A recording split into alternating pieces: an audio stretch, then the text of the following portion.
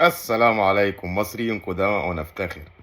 في 2022 وقبل منها وفي 2025 تحديدا، وفي 2025 تحديدا الكونجرس كان ناقش انه يدي طيارات F-15 رابتر العالية، اعلى فئة منها، للجيش المصري، بعد ما الجيش المصري والدولة المصرية اثبتت ان هي قد تصرفاتها وان عندها استعداد ان هي تبني وضع استراتيجي طويل المدى مع مع واشنطن والدولة الأمريكية.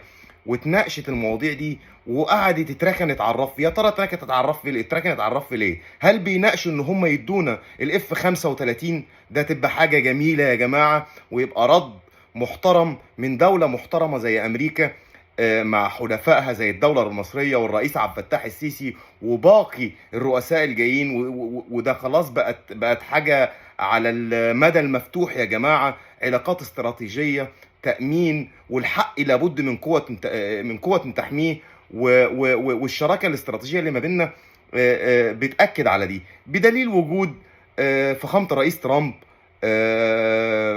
من كام اسبوع في مصر، والعلاقات الحميمه اللي موجوده بين مصر وواشنطن او امريكا، وفي ظل وجود قياده رشيده في الدولتين، اثبتت فيها مصر ان هي قد المسؤوليه، وان هي دوله مش متهوره، وان نقدر نجمع بين مختلف الاسلحه ومختلف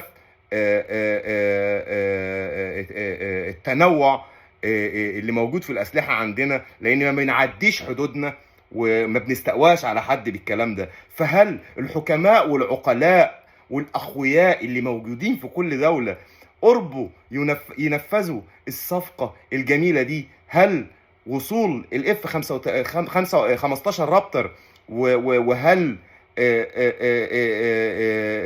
المعلومات اللي بنسمعها عن وجود الاف 35 الامريكيه، وعدم خوف امريكا من تواجد اي سلاح تاني موجود في مصر من اي دوله تانيه صديقه او حليفه، هيكون صحيح؟ نتمنى ده، لان ده فيه دعم وانطلاقه عظيمه للعالم يا جماعه. تحيا مصر، مصريين قدماء ونفتخر، بنحب الدنيا كلها، وبخصوصا بنحب اللي بيحبنا بزيادة. تحيا مصر، وهتحيا مصر، وهنحيا بمصر. كل الشكر لفخامة الرئيس عبد الفتاح سعيد السيسي وحكومته الموجودة.